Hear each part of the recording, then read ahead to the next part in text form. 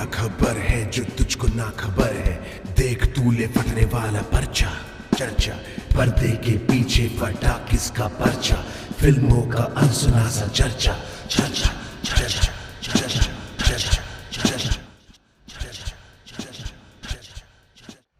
चर्चा चर्चा चर्चा चर्चा चर्चा चर्चा में आपका बहुत बहुत स्वागत है। मैं हूं दिनेरो ऐश, चर्चा का होस्ट और आपका दोस्त।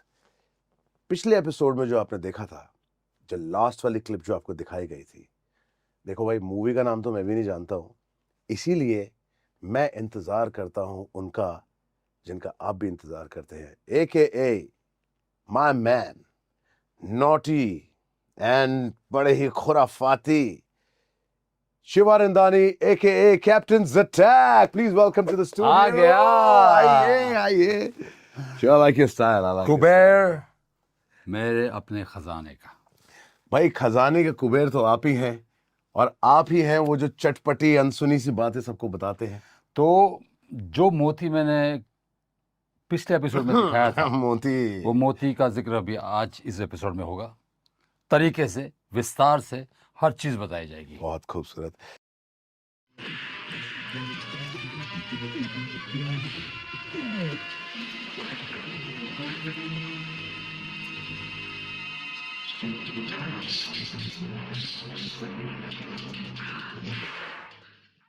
चर्चा चर्चा चर्चा। हाँ भाई, हाँ भाई जी। आज बड़े अच्छे लग रहे हो। हाँ, thank you looking sir. So smart with this Thank blue look. Thank you sir. बस क्या कह रहे हैं आप? आपसे ही थोड़ी अच्छा लग रहा है ना? समथिंग डिफरेंट है। Thank you sir. क्या क्या राज, नवाजी का बहुत बहुत राज शुक्रिया क्या है भाई? सर। आपसे इंस्पिरेशन लिए, जिम करते हैं, कसरत करते हैं, मेहनत चल रही है। Very good. या, आप सब भी मुझसे इंस्पिरेशन लीजिए, और बिल्कुल। ये इनका जलवा देखिए, looking so good, fit and smart. Thank you sir. So मैं आपसे पूछना चाह रहा था कि I wanted to tell you, so my body is my temple, sir. Aha. Right, yeah, what is a temple? But I believe home is a temple. Home is temple, like मतलब, but body is also temple. Okay, fine. तो मेरा कहने का मतलब ये है कि आप अगर इसे हिंदी में रूपांतर करेंगे, इसको ट्रांसलेट करेंगे जी। तो आप जिस चीज के लिए यहाँ मिले हैं वो पता चल जाएगा। Home is my temple. हाँ, home is temple. Home is temple. Yeah, घर एक मंदिर। exactly. ओह, घर एक मंदिर। जो आपने क्लिप देखी थी लास्ट एपिसोड में, जब हमने गोपी किशन का फिनिश किया था पूरा कहानी का सार, उसके बाद हमने आपको क्लिप दिखाई थी। वो फिल्म थी घर एक मंदिर। तो आज हम घर एक मंदिर के बारे में बात करेंगे। कई लोगों को पता नहीं होगा इस फिल्म के बारे में, बिकॉज ये फिल्म 84 में रिलीज हुई थी, है ना। कई लोग तो आज जो यूट्यूब देखने वाले लोग हैं वो ही यंग बच्चे हैं और स्टूडेंट्स हैं, और बुजुर्ग भी होंगे, लेकिन बुजुर्ग को पता होगा लेकिन यंगस्टर्स को नहीं पता होगा। तो ये जानना ज़रूरी है आपके लिए। ये बहुत ही खूबसूरत फिल्म थी जिसका नाम था घर एक मंदिर। आप गूगल कीजिएगा। फिल्म का नाम मुझसे ही बुलवा दिया किसी टेक्निक। ये तो तरीका होता है। नुक्ता चौका। एक एक्टर है ना, एक एक्टर डायरेक्टर भी होता है, सो उसको पता होता है कि एक इंसान से उनसे बात कैसे निकलवाना, उगलवाना कैसे, उगलवाना। घर एक मंदिर के आगे चलते हैं, बारे में बात करते हैं आपसे। सो बताइए कि शिवा, कि what is the star cast of this film? Star cast उस वक्त की बहुत ह्यूज थी, और वो सब बड़े स्टार्स थे, और डायरेक्टर भी बहुत बड़ा था, साउथ के डायरेक्टर थे। और जब ये घर एक मंदिर फिल्म बनी तो बेसिकली उस फिल्म के दौरान मद्रास की, आज चेन्नई बोलते हैं उसको, चेन्नई से जितने भी प्रोडक्शन हाउस आते थे, डायरेक्टर आते थे, उनका राज चल रहा था बॉलीवुड पर। अच्छा। साउथ की सारी फिल्में सुपरहिट होती थी जो यहाँ और हिंदी में बनाते थे। तो इनके डायरेक्टर थे मिस्टर पापैया, और एक्टर में थे मिठुन चक्रवर्ती। तो ये किस्सा तो बहुत सालों से चला आ रहा है कि जैसे कि जो साउथ की फिल्में हिंदी में बन रही हैं, और हिंदी फिल्में साउथ की तरह बन रही हैं। बहुत सालों से नहीं, ये जब पृथ्वीराज कपूर भी हुआ करते थे ना, राज कपूर, पृथ्वीराज कपूर, ये जो भी आज तक की जनरेशन का, तब से ये चला आ रहा है कि साउथ की फिल्में बॉलीवुड में बनती थी, और एक दौर आता था हमेशा कि बॉलीवुड चल रहा है, उसमें सडनली कोई साउथ की फ़िल्म हिट हो जाती थी। फिर साउथ का इतना बड़ा दौर चलता था, जैसे एक फ़िल्म आई थी एक दूजे के लिए। ये एक फ्रेश पैर के साथ आई थी उस वक़्त, कमला हासन और ऋतिक रोशन, एक फ्रेश पैर था, वाओ। है ना? उसको थिएटर्स नहीं मिल रहे थे, ये तो गिने-चुने थिएटर में रिलीज़ हुई थी और इतनी बड़ी हिट हुई। उसके बाद जो साउथ का दौर चला, मतलब हर फ़िल्म साउथ में बन रही है। वाओ। सारे एक्टर्स साउथ की तरफ भाग रहे, चाहे जितेंद्र हो, राजेश खन्ना हो, अमिताभ बच्चन हो, जितने भी अच्छा, बड़े से मिथुन उन्होंने भी करी चक्रवर्ती, है फिर साउथ वाली फिल्में? बहुत। जैसे राजेश खन्ना ने मकसद की है, जितेंद्र ने तोहफ़ा की है, मैं तो एक नाम बता रहा हूँ आपको। हम्म, अमिताभ बच्चन ने इनकलाब की है, मिथुन चक्रवर्ती ने बहुत सारी फ़िल्में की हैं। तो ये सारी एक-एक फ़िल्म बता रहा हूँ, लेकिन इन लोगों ने मतलब उस दौर में 25-25, 50-50 फ़िल्म की होगी, उस वक़्त सारे बड़े हीरो ने। दिलीप साहब ने की है। सो साउथ का हमेशा एक दौर रहा है बॉलीवुड में, क्योंकि साउथ की फ़िल्में एक अलग किस्म की बनती है, एक अलग इमोशंस लेके आती है, तो लोगों को एक अलग मुझे आजकल टेस्ट तो बड़ा मिलता है। मजा आता है जब गाड़ियां उड़ रही होती है हवा में। हाँ, तब नहीं था ऐसा। ये सब तब तो गाड़ियाँ-वाड़ियाँ, रजनीकांत जी के वो हाँ, स्टंट्स चलते थे। गाड़ियाँ-वाड़ियाँ अभी शुरू हुई। जब ये बीच वाला जो एक दूजे के लिए के वक़्त दौर चला था, तब ये गाड़ियाँ नहीं उड़ाते थे, तब इतनी सारी कमाल की कहानियाँ होती थी। हम्म। मतलब I usually feel that More stories, more no stories than that point of no time, या like, you know. I usually feel कि south directors and writers, they are far better than Bollywood writer directors. Because south के लोग, आप देखना south की जो DOPs होते हैं, they are equally updated like Hollywood people, है ना? तो डायरेक्टर्स भी आज देखो, आज जितनी भी फ़िल्म वहाँ से आ रही है, Baahubali and all this, they are equally comparatively Hollywood जैसी फ़िल्म बनाते हैं, बहुत ही जबरदस्त फिल्में बनाते है हैं। ना? तो काफी डिटेलिंग रहती है उन बहुत फिल्मों रहती है। में, है ना? तो ये उस दौर की वक़्त की फ़िल्म है जो जब ये साउथ का दौर चल रहा था। और ये लोग हमेशा जब भी आते थे, उनकी एक होटल होती थी बॉम्बे में, उस होटल का नाम है sun and sand. Sun and sand बहुत ही लकी मानी जाती थी प्रोड्यूसर, डायरेक्टर्स और एक्टर्स के लिए। और वो जू में है, आज भी वो होटल है, चल रही है, बहुत कमाल की होटल है। और लोकेशन भी बहुत अच्छी है उसकी। एग्ज़ैक्टली, और वहाँ पर जो जो उसकी एक पॉज़िटिव इम्प्रेशन है लोगों में, वो बरकरार है।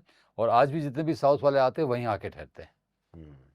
चाहे तो वो ताज में भी रह सकते थे, वो ट्राइडेंट में भी रह सकते हैं, लेकिन ये लोग सन एंड सेन ज़्यादा प्रेफ़र करते हैं। तो ख़ैर, उसमें जो मैं एक्टर्स के बारे में बताऊँ, तो उसमें शशि कपूर, मिथुन चक्रवर्ती, कादर ख़ान, ओ बाप रे। और भी बहुत, शक्ति कपूर, और मैं भी था। एक क्षण भर में आता हूँ और क्षण भर के लिए एक्टिंग करता हूँ, और क्षण भर में आप विलेन क्षण भर में ही तो काम कर जाते हो। विलेन हो जाता हूँ। क्षण भर में तो ही तो नहीं, करते हो ये काम। वाक़ई में क्षण भर का ही था। लोग ऐसे आँख बंद करेंगे और मैं गायब था। इतना ही काम था।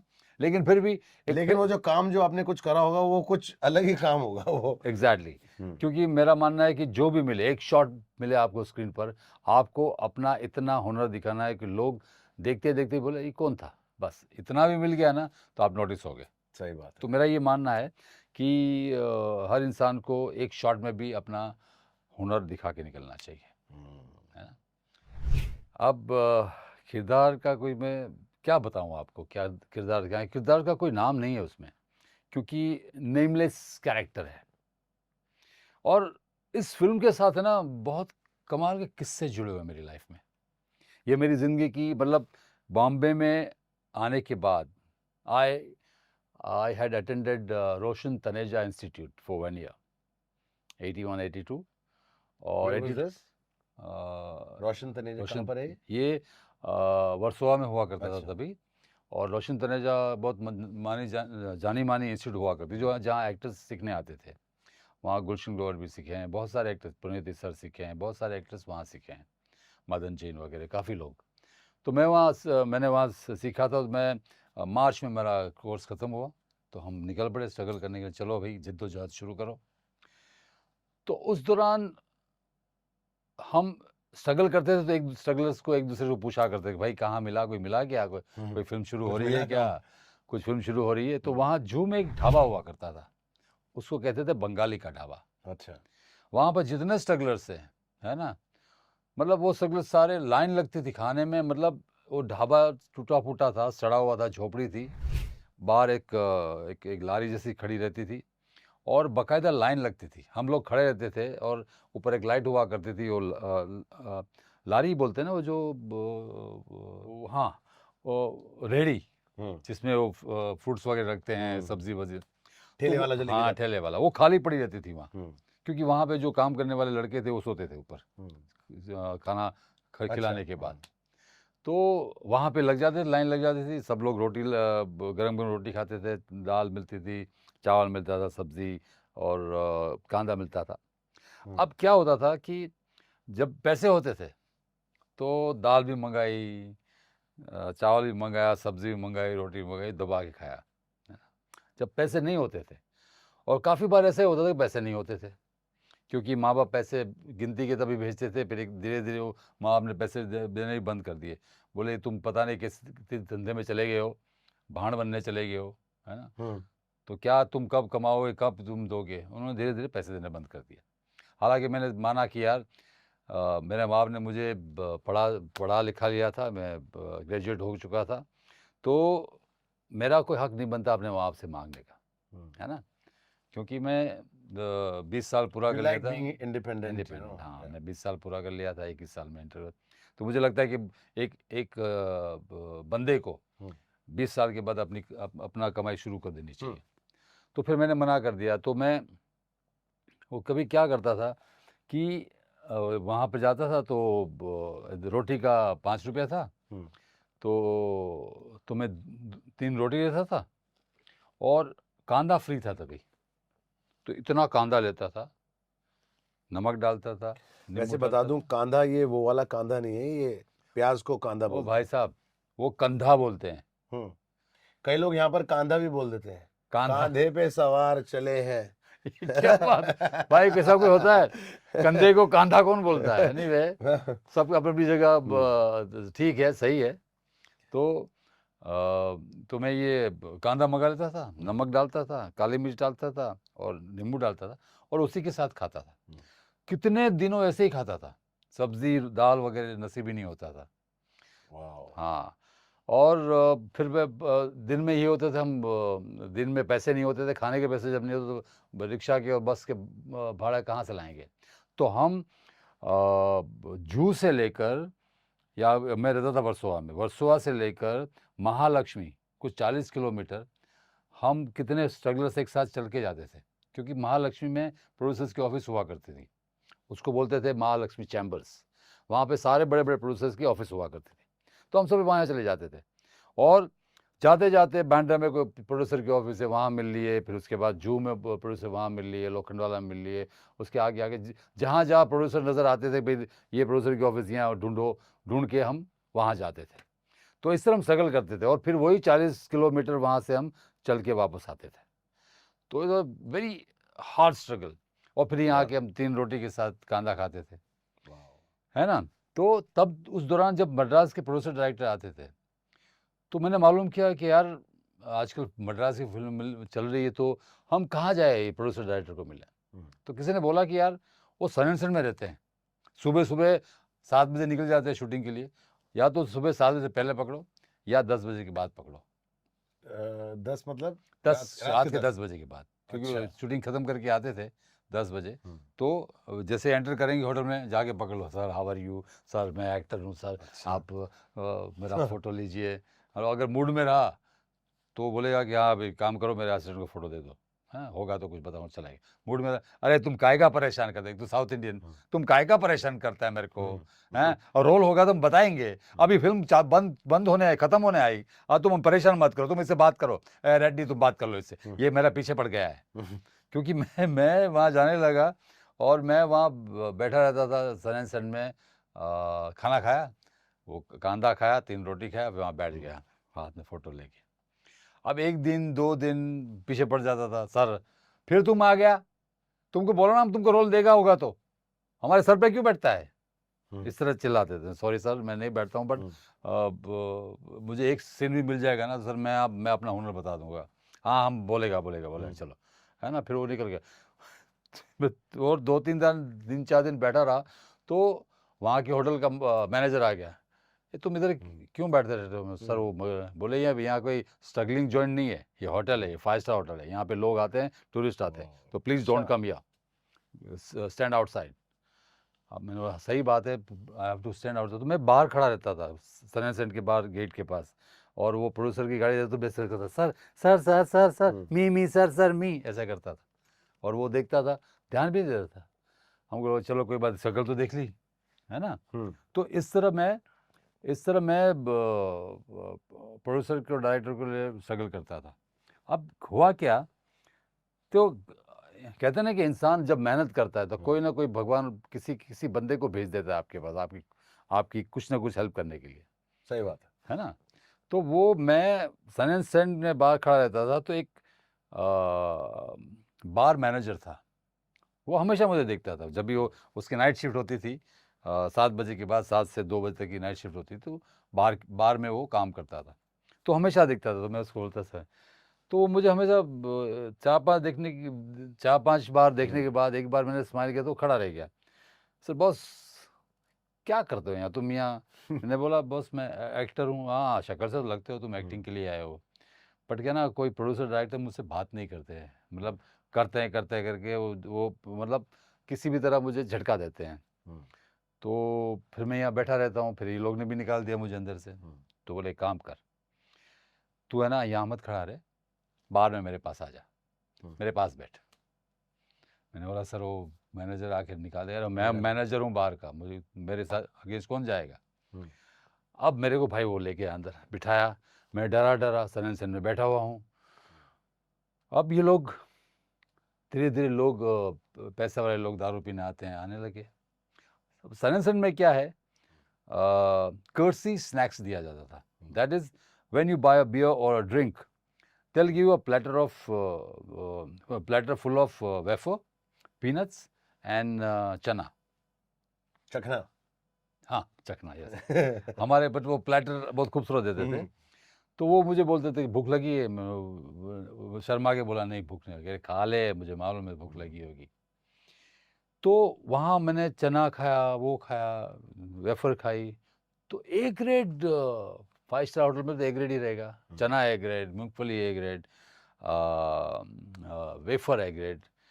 तो मैं खाया, तो मुझे कुछ समझ में विचार सोच रहा था। मैंने पूछा उसको, मैंने बोला ये जो आप दे रहे हो फ्री में दे रहे हो? बोले हाँ, वो जो एक बियर का जो प्राइस होता है उसमें आ जाता है वो। वाह। तो मैंने बोला अगर मुझे चाहिए तो आप मुझे दोगे? तो बोले हाँ क्यों। मैंने बोला सर अगर आप मुझे, क्यों, मेरे पास पैसे नहीं देने के, लेकिन अगर मुझे आप दे सकते हो तो मैं सुबह का नाश्ता ऐसे कर सकता हूँ। तो बोले कोई बात नहीं, मैं दे दूंगा, लेकिन तुम्हें 1 बजे तक बैठना पड़ेगा, 12:30 1 बजे तक, क्योंकि 12 बजे बंद होगा, और जब हिसाब होता होगा तब मैं भर के दे दूंगा। तो कोई खाली होगा बार, तब तू लेके चले जाना। अब मैं वो लेके चला गया, देखो किस्मत की बात है। तो मैंने दूसरे दिन आया, मैंने बोला बहुत अच्छा थैंक यू सर, मेरे नाश्ता किया, दिन में भी मुझे काम आया। तो बोले तो अभी हर रोज़ आया कर, यहाँ तो बहुत पड़ा होता है, मैं तेरे को देता रहूँगा, तेरा काम होता जाएगा। मैंने बोला वाह यार, भगवान ने, हाँ भगवान ने ये बहुत अच्छा मौका दिया। अब देखिए यहाँ से टर्न एंड ट्विस्ट क्या हुआ। अब ये जो चने, मूंगफली और वेफर मिलता था, खाली वेफर तो नहीं लिया मैं, चना और मूंगफली लेता था, वो लिफाफा में भर के देता था। अब एक शाम, उसी दौरान एक शाम को मैं जूहू बीच पे घूम रहा था, क्योंकि कुछ नहीं हो रहा था लाइफ में, स्ट्रगल में ऐसा हो गया था कि यार सुसाइड कर लूँ, क्या कर लूँ, घर तो जा नहीं सकता, बिकॉज मेरे माँ बाप ज़िंदगी भर मेरे पे हंसेंगे, मेरे दोस्त मेरे पे हंसेंगे, क्या रे हीरो बन के गया था, क्या उखाड़ लिया तूने, हैं झंड बन के आया ना तू, इस तरह बात करेंगे। और मतलब I will be always at a point that people will be taking pulling my leg all the time. तो अब मैं जाने बोल, वैसे भी लोग अगर कोई डूब रहा हो ना, तो लोग उसको देखते, डूबते देखते बड़ा मजा आता है। हाँ, तो ये फिर मैं सोचा क्या किया जाए, तो मैं चल के जा रहा था सोच में, तो एक चने वाले से टकराया मैं। और चने वाले से टकराने के बाद शिवा सर की जिंदगी में क्या बदलाव आए, ये आप जानेंगे अगले एपिसोड में। स्टे ट्यून विद अस चर्चा करो में।